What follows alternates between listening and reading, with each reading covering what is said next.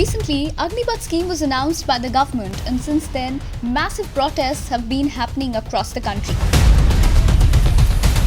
Well, amid these protests, the Indian Armed Forces, which is the Army, Navy and the Air Force, has announced a broad schedule for recruitment of soldiers under the Agnipath scheme. Well, first of all, let's understand as to why the protests are happening. What is the scheme all about?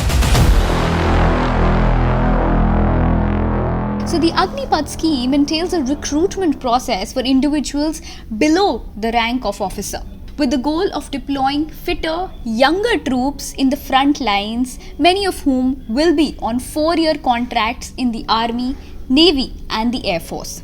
Well, the soldiers recruited under the scheme will be known as Agniveers. The recruits will serve for a tenure of 4 years that includes training for 6 months followed by 3.5 years of deployment. Well, here's the game change. After recruitment from the service, they will have the opportunity to apply to continue in the armed forces, and up to 25% of the Agniveers will be selected for the permanent cadre.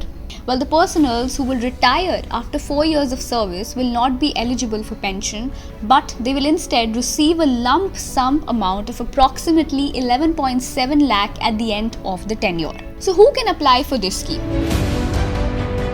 So what is the age limit for this scheme, as to now you must be wondering? Well, under this scheme, aged 17.5 to 21 will be considered in the armed forces. And another important question, will women be allowed? Well, yes, girls under the given age limit are open for the Agnipath entry, while there is no such reservation for women under the scheme. And now the talk of the town.